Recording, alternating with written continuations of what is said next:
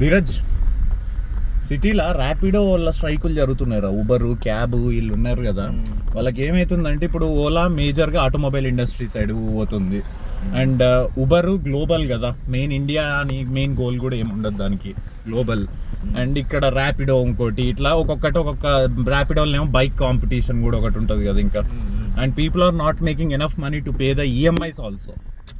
And అందుకని స్ట్రైకులు చేస్తూ ఆపేసిరు మొన్న ఒక రోజు తీవ్రంగా డైరెక్ట్. అండ్ ఇటు దిక్కు కస్టమర్లు బుక్ అయినప్పుడు ఇంత ప్రైస్ కానీ వాళ్ళు అడుగుతారు, అది నువ్వు కంపెనీ అంతా మాట్లాడాలి కదా అని కస్టమర్ అంటాడు. మరి దానికి ఏందన్నట్టు సొల్యూషన్ ఏం లేదు. ఇప్పుడు ఒక ర్యాపిడో పర్సన్, ఒక ఊబర్ పర్సన్ ఆన్ బోర్డ్ అయ్యేటప్పుడే కొంచెం వెరిఫికేషన్, కేవైసీ లాగానే కొంచెం ఆన్ బోర్డింగ్ కూడా ఉండాలి. లైక్ కస్టమర్తో ఏం చేయాలి. అండ్ సిమిలర్గా కస్టమర్ సైడ్ నుంచి కూడా వాన్ని పైసలు వాళ్ళకు పైసలు గిట్టుబాటు కావట్లేదు అని అలా ఆందోళనరా. అదే అంటున్నా నేను, పైసలు గిట్టుబాటు కాకపోవడానికి ఫస్ట్ కమ్యూనికేషన్ కదా. నేను ఏమంటున్నా, ఇప్పుడు నువ్వు ఊబర్, ర్యాపిడో అండ్ ఓలా పైసలు గిట్టుబాటుగా కాలేదు అంటే కంపెనీకి పోతున్నాయా పైసలు? లేకపోతే నీకు నువ్వు ఏ రకంగా పైసలు గిట్టుబాటు అవుతలేవు అంటున్నావు. తక్కువ వస్తుందంట ప్రైస్, పెట్రోల్కే సరిపోవట్లేవు అంటుర్రు. And that is nothing to do with the Ola Uber కదా, అది it is doing with the petrol problem, తర్వాత నీ స్కిల్ ప్రాబ్లము కదా. గవర్నమెంట్ ఊబర్ని ఎందుకు అంటున్నావు? పాపం అది ఒక ఆపర్చునిటీ క్రియేట్ చేసింది కాదు. ఇప్పుడు ఒక పర్సన్ ఉన్నాడు, ఇల్లిటరేట్ ఉన్నాడు, వానికి డ్రైవింగ్ వచ్చు, వానికి ఊబర్ ఆపర్చునిటీ క్రియేట్ చేసింది. నువ్వు దాన్నే లైఫ్ సోర్స్గా చేసుకోమని ఎవరు చెప్పలే కదా నీకు. నువ్వు అట్లా డిపెండ్ అయ్యి, నువ్వు అట్లా అజ్యూమ్ చేసుకొని then you started going against Uber, Ola, Rapido, saying that నాకు ఇంత సరిపోతలేదు, నువ్వు ఇంత తీసుకుంటున్నావు. ఇప్పుడు ఇదే ఇష్యూ 3 years బ్యాక్ ఎందుకు లేదు? అప్పుడు తక్కువ మంది రైడర్లు ఉండే, సో వాళ్ళు చెప్పేది అంటే నేను వాళ్ళ సంఘం నుంచి చెప్పాలి కదా. వాళ్ళ తక్కువ మంది ఉండే రైడర్లు తక్కువ మంది ఉన్నారు, జనాలు ఎక్కువ మంది ఉన్నారు. ఇప్పుడు రైడర్లు ఎక్కువైపోయారు, ఎక్కువ మంది అయ్యారు కాబట్టి కొంచెం వాడు కూడా తీసుకోవాలి కదా ఊబర్ వాడు. అందుకని ఎక్కువ మందికి కొంచెం కట్ చేసుకుంటుండే. యాక్చువల్ గా ఇంకోటి, ఇది కూడా సప్లై డిమాండ్ ఆల్గరిథం కదా. ఇప్పుడు డిమాండ్ ఎంత మంది ఇప్పుడు మార్నింగ్ బుకింగ్స్ చేస్తారు అనుకో, 5 o'clock బుకింగ్స్ చేస్తున్నారు అనుకో, వాళ్ళు ఎక్కువ మంది ఇప్పుడు ఆఫీస్కి పోయే టైంలో ఎక్కువ మంది బుక్ చేస్తారు. ఆ టైంలో రైడర్లు తక్కువ మంది అవైలబుల్ ఉన్నారు అనుకో, డిమాండ్ ఎక్కువ ఉండడం వల్ల పైసలు ఎక్కువ వస్తాయి. అదే ఎవరినని అన్నాడు కాదు. ఇప్పుడు నేను కస్టమర్గా నేను ఏం చేస్తా అంటే, ఓలా, ఊబర్, ర్యాపిడో 3 ఓపెన్ చేస్తే ఒకటే టైం, ఏది తక్కువ వస్తే నేను అది పోతా. సిమిలర్గా ఊబర్ డ్రైవర్ కూడా ఓలాలో, ర్యాపిడోలో 3 ఆన్ చేస్తాడు. వానికి ఇష్టమున్న సైడ్ ఏదైతే లొకేషన్ పడుతుంది, ప్రైస్ వానికి కంఫర్ట్ ఉంటుందో అదే యాక్సెప్ట్ చేస్తాడు. ఇక్కడ కస్టమర్ సైడ్ నుంచి తప్పు లేదు, డ్రైవర్ సైడ్ నుంచి తప్పు లేదు. మధ్యలో ఊబర్ ఎందుకంటారు? పాపం వాడు కదా ఉద్యోగం ఇచ్చింది, ఇద్దరిని అటాచ్ చేసింది. ర్యాపిడో ఓడైనా, ఓలా ఆడైనా. అంటే మీకు ఈ కస్టమర్ని, డ్రైవర్ని ఏమనలేక ఇంకోని పట్టుకొస్తారు మధ్యలకు. ఇప్పుడు ఉబర్ వాడు అయితే ఏమీ చేయలేడా? వాడు ఏం చేయలేడా అంటే, ఆల్రెడీ ఇప్పుడు నమ్మయాత్రి అనే లాంటి వాళ్ళు ఏం చేసారు అంటే సబ్స్క్రిప్షన్ మోడల్ ఆన్ చేసారు. 25 rupees, 35 rupees డే మనీ కట్టుకొని మిగతాదంతా ఇక నీకే వస్తుంది డైరెక్ట్. సిమిలర్ మోడల్ ఊబర్ వాడు, ర్యాపిడో వాడు ట్రై చేస్తారు. ఆల్రెడీ బైక్ ఇప్పుడు ఊబర్ లో కూడా బైక్ ఇంప్లిమెంట్ అయింది, కానీ క్యాబ్స్ కి, ఆటోస్ కి కాదు. అండ్ ఇప్పుడు నేను మీ Uber, Rapido driver side, customer side కాకుండా నేను ఎండ్ యూజర్ సైడ్ నుంచి మాట్లాడుతున్నా. Does any Ola, Rapido have accessibility options? చెప్పు, యాక్సెసిబిలిటీ ఆప్షన్స్ ఉన్నాయా? ఇప్పుడు నేను బ్లైండ్, బుక్ చేసుకోవాలంటే యాక్సెస్ ఉండాలి. సరే, నేను ఎవరితోనో బుక్ చేపిస్తా. అయిపోయినాక ర్యాపిడో డ్రైవరో, ఓలా డ్రైవరో వస్తాడు, వచ్చి అన్న ఇక్కడ ఇది కళ్యాణి జ్యువెలర్స్ ఉందన్న ఇడ అంటాడు. ఏ కళ్యాణి జ్యువెలర్స్, లేకపోతే ఎక్కడుంది అది? నేను ఒక లొకేషన్ చెప్తా.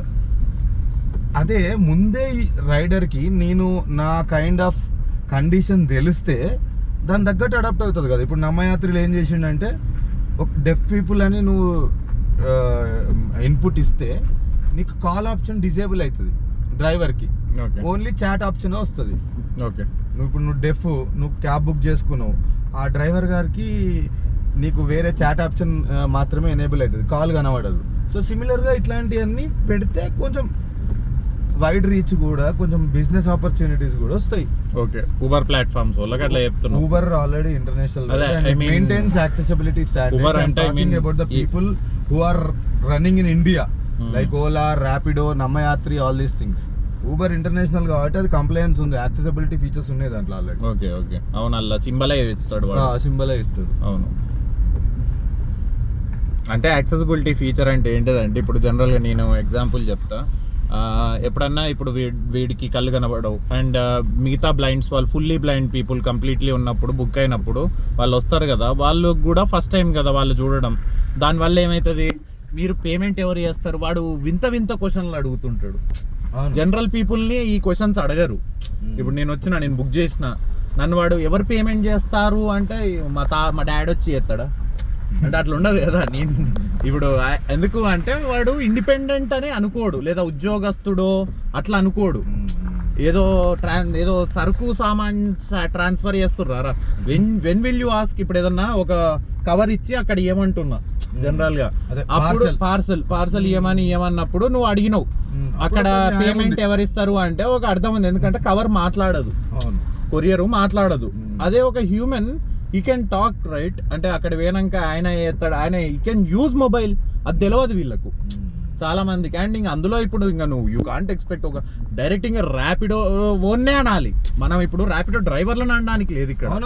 ర్యాపిడో ఓడే ట్రైనింగ్ ఆన్ బోర్డింగ్ లోనే వాళ్ళకు ఇట్లుంటారు, ఇట్లా కూడా బుక్ అవుతాయి టికెట్లు.